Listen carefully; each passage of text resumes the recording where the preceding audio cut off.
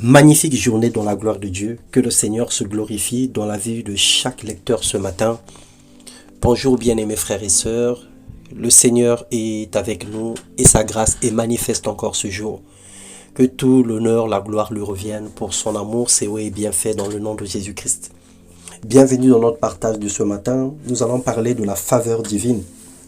Se contenter d'être heureux parce que notre Dieu, il est vivant. Dans Philippiens 4, les versets 11 au verset 13, la Bible déclare « Ce n'est pas en vue de mes besoins que j'ai dit cela, car j'ai appris à être content de l'état où je me trouve.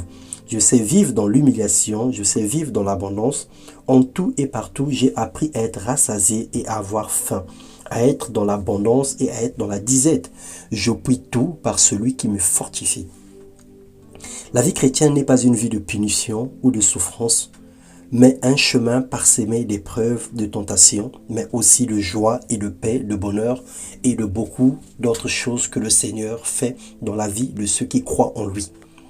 Mais l'humilité et le contentement doivent faire partie intégrante de nos attitudes et habitudes pour demeurer heureux et joyeux en tout temps.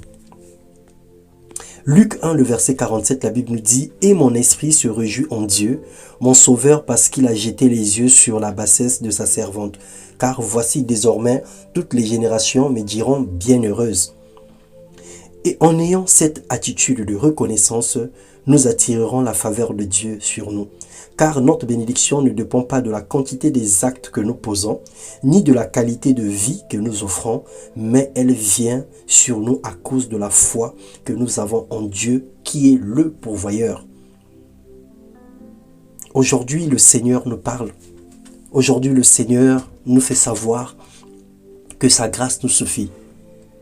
Savoir rendre grâce à Dieu en toutes choses et en toutes circonstances, le reconnaître dans tout ce qu'il fait, le reconnaître dans sa grandeur, le reconnaître dans les moindres choses et accepter sa volonté, nous permet de tisser les bons rapports avec notre Seigneur. Que l'Éternel Dieu nous comble de sa grâce, de ses hauts et bienfaits. La Bible dit « Réjouissez-vous et bénissez le Seigneur chaque jour pour ce que vous avez. Concentrez-vous sur ce qu'il a fait et ignorez ce qu'il n'a pas fait. Et que sa joie soit notre force. » Nous avons tendance et coutume de fixer le regard sur des choses que nous n'avons pas obtenues, sur des demandes qui n'ont pas été exaucées.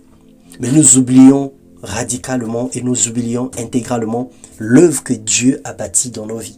Le souffle, la vie qu'il nous donne tous les jours. Nous sommes méconnaissants quelquefois vis-à-vis des choses que le Seigneur a faites pour nous. Combien sont dans les hôpitaux, combien sont malades, combien sont dans des situations catastrophiques, combien aujourd'hui ne peuvent même pas se lever parce qu'ils sont en mal en point.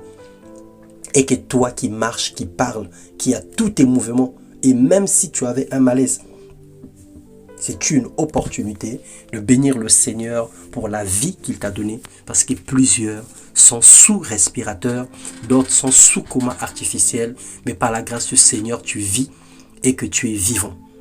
Que le Seigneur te bénisse et te garde au centre de son amour dans le nom de Jésus-Christ. Amen.